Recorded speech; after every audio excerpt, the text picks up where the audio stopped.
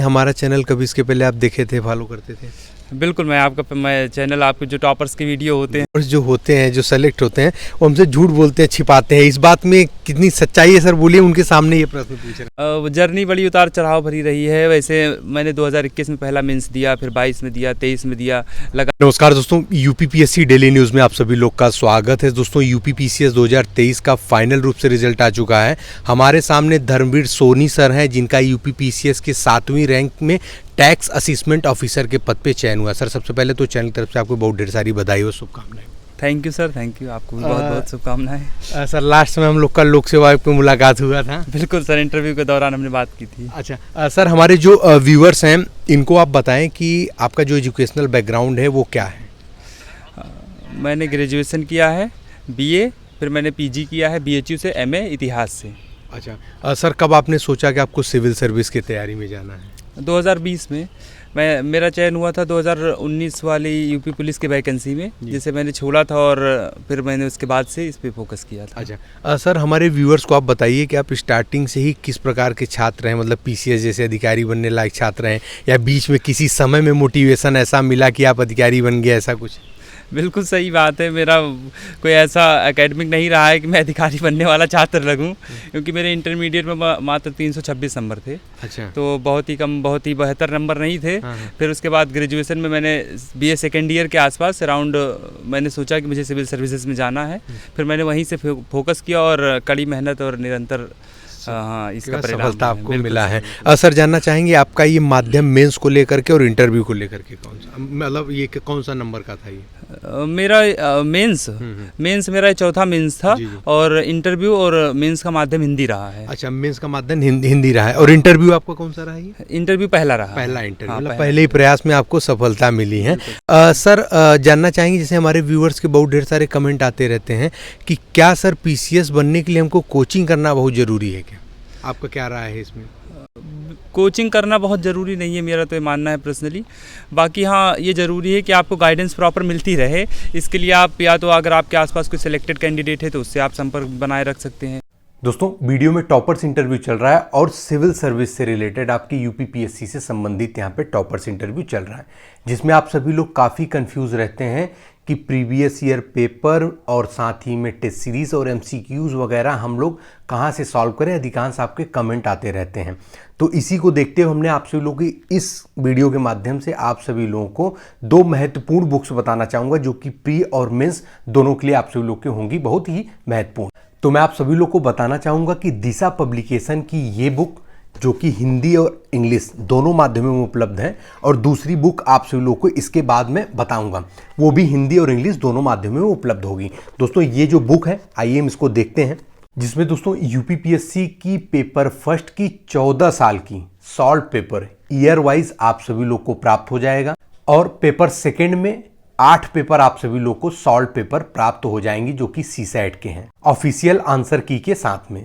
दोस्तों, तो आप सभी लोगों को ये यूपीपीएससी के ऑफिशियल आंसर की से इसके आंसर भी प्राप्त हो जाएंगे, और साथ ही में आप सभी लोग जैसे देखें यहाँ पे, जैसे ये 5वां प्रश्न आप सभी लोग देखें, which among the following provision part of the constitution is not correctly matched. इन 4 ऑप्शनों में से कौन सा मैच नहीं कर रहा, और यहाँ पे बहुत ही बेहतरीन तरीके से इन्होंने इसका एक्सप्लेनेशन के साथ में सारी चीज़ें दी हैं, जो कि हिंदी और अंग्रेजी दोनों माध्यमों में ये बुक उपलब्ध है, वहाँ से प्राप्त हो जाएगी। ये देख सकते हैं 5वां जो आंसर है ऑप्शन ए है, और यहाँ पे ये काफ़ी अच्छे से इसको समझाया गया है, जो कि 100% डिटेल एक्सप्लेनेशन के साथ व 2900 एमसीक्यूज के साथ में ये बुक्स आप सभी लोग को प्राप्त हो जाएगी। दोस्तों, स्क्रीन पे आप सभी लोग जो देख रहे हैं, दूसरी बुक है ये दिशा पब्लिकेशन की, जो कि यूपीपीएससी के मेंस की, जो कि प्रीवियस 6 साल की सॉल्व पेपर आप सभी लोग को प्राप्त होगा, जो कि जीएस पेपर फर्स्ट टू 6 और साथ ही में हिंदी व एसे के। दोस्तों, आपको बता दें, इस पेपर में भी आपको हिंदी और अंग्रेजी दोनों भाषाओं में प्राप्त हो जाएंगी, और इस पेपर में आप सभी लोगों को क्या क्या चीज़ें प्राप्त होंगी वो भी हम आप सभी लोगों को बता दें। इस बुक के माध्यम से आप सभी लोग जान सकते हैं कि आंसर राइटिंग कैसे करें और एक अच्छा एसे कैसे बनाएं, कैसे तैयार कर सकते हैं। और दोस्तों, इस पेपर में आप सभी लोग को यूपीपीएससी की 2023 का पेपर 5th व 6th, जो कि एकदम लेटेस्ट एडिशन के साथ में पेपर हुआ था ऑप्शनल हटने के बाद में, उस पेपर का बिल्कुल ऑथेंटिक सोल्यूशन के साथ में इसमें प्राप्त हो जाएगी, और ऑथेंटिक सोल्यूशन के साथ 2018 से 2023 तक GS 1 to 4 हिंदी और एसे के सॉल्यूशन आप सभी लोग को प्राप्त हो जाएंगे इस बुक के माध्यम से। तो बिना देरी किए विजिट करें डिस्क्रिप्शन बॉक्स में, बुक्स की डिटेल्स और बुक्स परचेज लिंक दोनों है डिस्क्रिप्शन बॉक्स में। धन्यवाद। या जैसे मान लीजिए कोई ऐसा माध्यम हो जो आपको गाइड कर सके कि हाँ क्या, मेरे हिसाब से सबसे ज़्यादा इम्पोर्टेंट इसमें ये है कि पढ़ने से ज़्यादा छोड़ना क्या है। अच्छा, अगर आप ये जान गए कि हमें छोड़ना क्या है तो फिर आप आसानी से क्रैक कर देंगे इसे। तो सर आगे आप बताएंगे छोड़ना क्या है, कि कोई हिंट दे सकते हैं कैसे पता चलेगा कि छोड़ना बिल्कुल क्या है? बिल्कुल, इसके लिए सबसे सरल चीज़ होती है कि आप सिलेबस उठाइए, स्पेशली मुख्य परीक्षा के लिए। प्रीलिम्स में तो हमें कुछ चीज़ें पढ़नी होती हैं ज़्यादा, लेकिन तो मुख्य परीक्षा में बड़ी लिमिटेड चीज़ें हैं। हम मुख्य परीक्षा का सिलेबस उठाएं, उसके साथ साथ प्रीवियस ईयर क्वेश्चन। आप देखेंगे कि मुख्य परीक्षा में हर बार अराउंड 60% को जो टॉपिक होते हैं मुख्य परीक्षा के वो सारे प्रीवियस पेपर से रिलेटेड होते हैं। अच्छा। बाकी 20% या 30% कह सकते हैं थोड़े से करंट अफेयर से रिलेटेड होते हैं। इसके अतिरिक्त वो न्यू क्वेश्चन कह सकते हैं, बाकी वो भी इधर उधर से जुड़े होते हैं। तो इस तरीके से मुख्य परीक्षा का पेपर आप खुद से ही आउट कर सकते हैं अपने आप से। तो अभी हम लोग डिटेल में स्ट्रेटेजी जानेंगे कैसे क्या कर सकते हैं सारी चीज़ें। सर सबसे पहले ये बताइए, आपको अंतिम रूप से चयनित होने तक में किन किन संघर्षों कठिनाइयों का सामना करना पड़ा, क्योंकि व्यूअर्स जो होते हैं वो अपने आप से कोरिलेट करते हैं कि अगर ये ऐसे थे तो हम ऐसे हैं बन सकते हैं। बिल्कुल सर, जर्नी बड़ी उतार चढ़ाव भरी रही है। वैसे मैंने 2021 में पहला मेंस दिया, फिर 22 में दिया, 23 में दिया, लगातार बीच में मैंने समीक्षा अधिकारी का मेंस दिया, तो उसमें मेरे बहुत कम नंबर से मैं सेलेक्ट फाइनली नहीं हो पाया। तो इस दौरान काफ़ी मन में उतार चढ़ाव आया कि यार अब होगा कि नहीं होगा। 2021 वाला मेंस बड़ा अच्छा गया था, कोई भी क्वेश्चन नहीं छूटा। इंटरव्यू कॉल ना आया, जब फाइनली मेंस का रिजल्ट आया तो मैंने देखा कि 4-5 नंबर से रह गया होगा। फिर उसके बाद 2022 का मेंस का रिजल्ट आया, उसमें भी इंटरव्यू में नहीं हुआ और लगा कि यार क्या दिक्कत है, क्योंकि मॉक टेस्ट में बहुत अच्छे नंबर आ रहे थे निरंतर। फिर उसमें देखा तो उसमें पता चला 2 या 3 नंबर से ही रह गया होगा फाइनली, और उसमें वही ऑप्शनल सब्जेक्ट कम रह जा रहा था। 2023 के रिजल्ट में अभी सिलेक्शन हुआ है, अभी कह नहीं सकते क्योंकि मेंस का रिजल्ट नहीं आया है, लेकिन ऑप्शनल ना होने की एक वजह रही होगी जिससे, हाँ, बिल्कुल सही इस वजह से।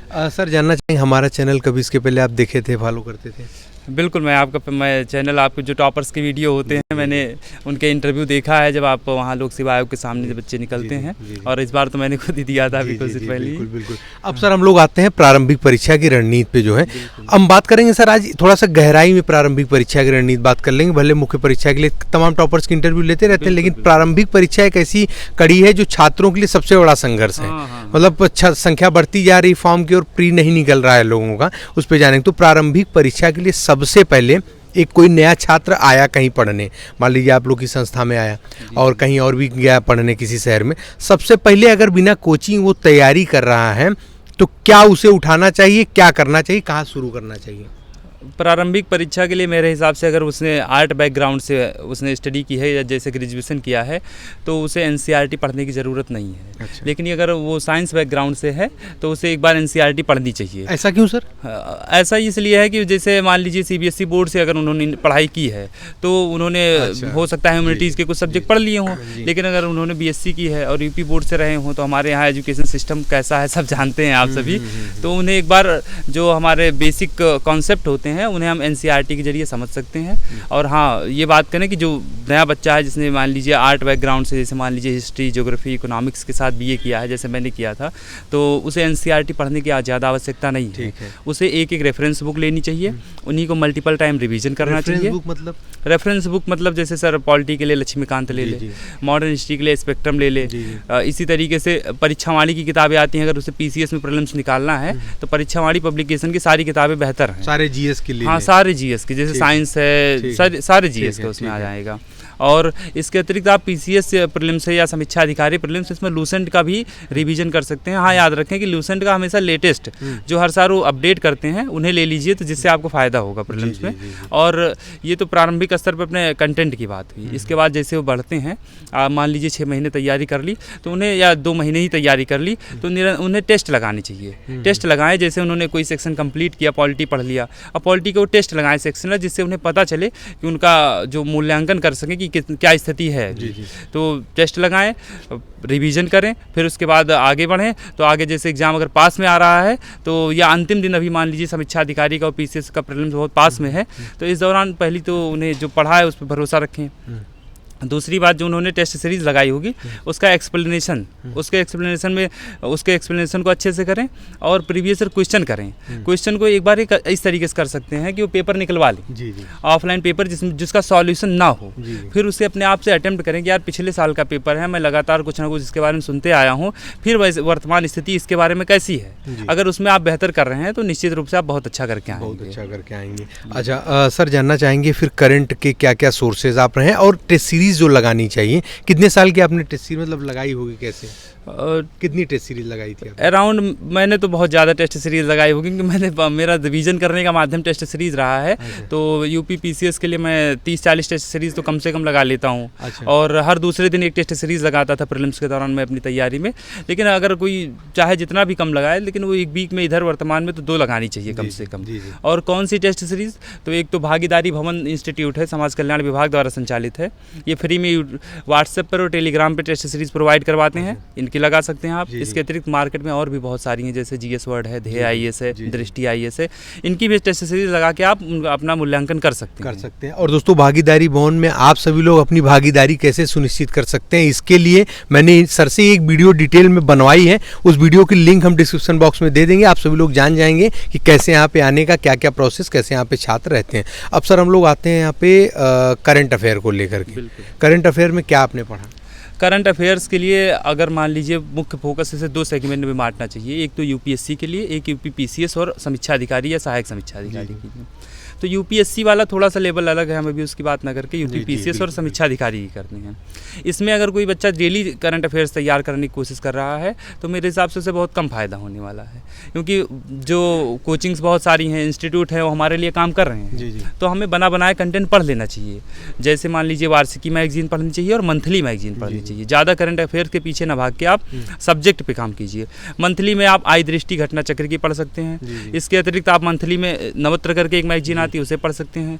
और अर्धवार्षिकी के रूप में घटना सार पढ़ सकते हैं करंट अफेयर्स के रूप में। तो इन्हें पढ़ के आप एक समग्र तैयारी करंट अफेयर्स की कर सकते हैं। और डेली अगर कुछ करना है तो थोड़ा बहुत आप न्यूज़पेपर पढ़ सकते हैं, जिससे आप अपडेट रहिए बस। तो इससे काम चल जाएगा।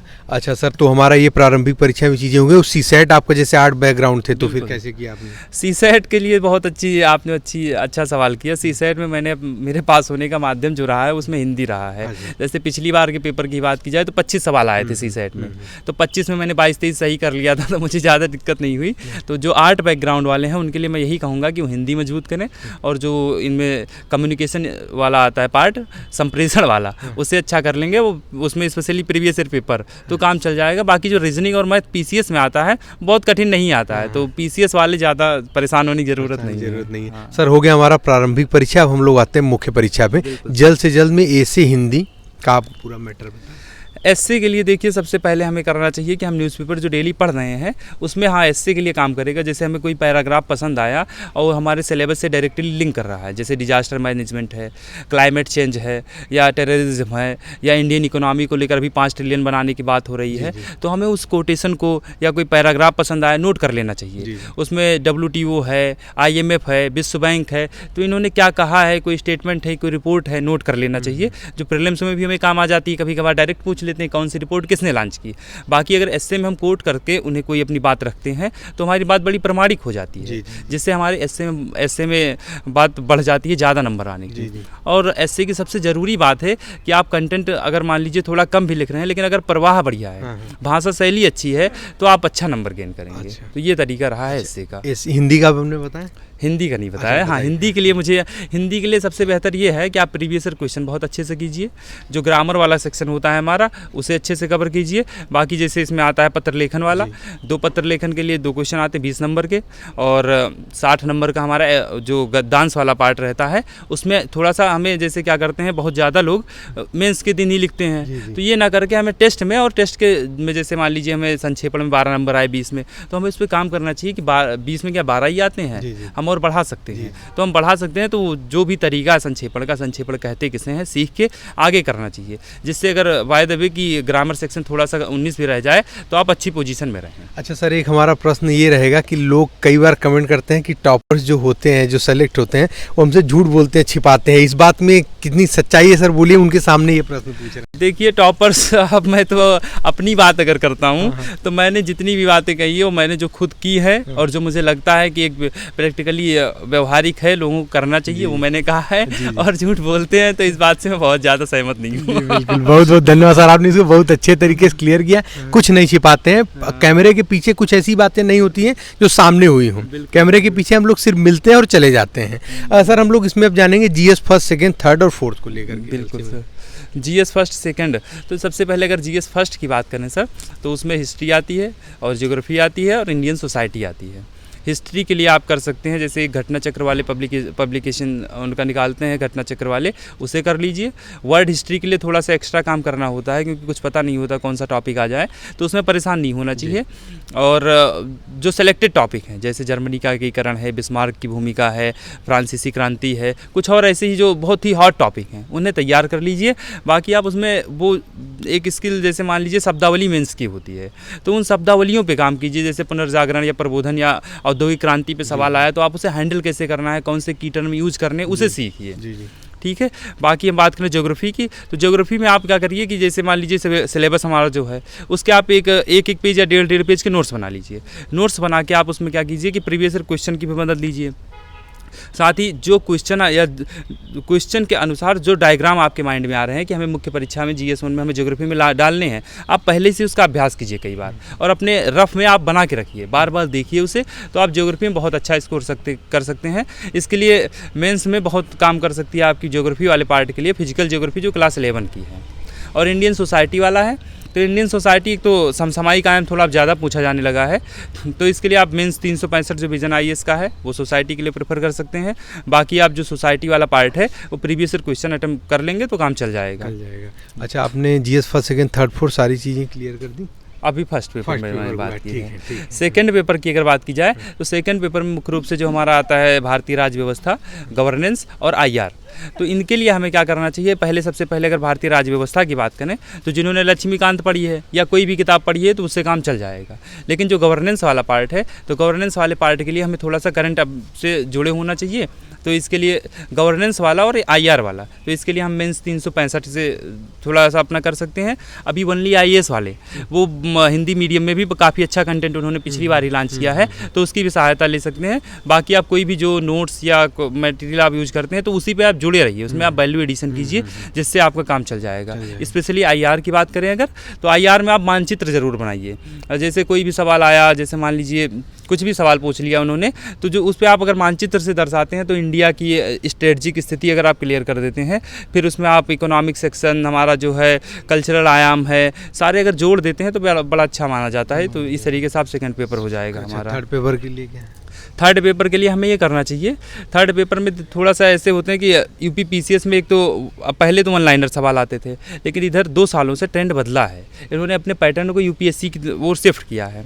और हाँ, लेकिन उसमें एक स्पेशल बात यही रही है, इन्होंने क्वेश्चन जो प्रीवियस ईयर क्वेश्चन है उसी के अनुसार पूछे हैं, तो उससे हम कमांड अच्छा बना सकते हैं। और ये भी रिकॉर्ड रहा है पिछले कुछ वर्षों में, मैंने देखा है कि थर्ड पेपर में अच्छा नंबर आया है, 110, 107, 108 या 100 के अराउंड आराम से ला सकते हैं। तो हमें प्रीवियस ईयर पेपर पढ़ना चाहिए।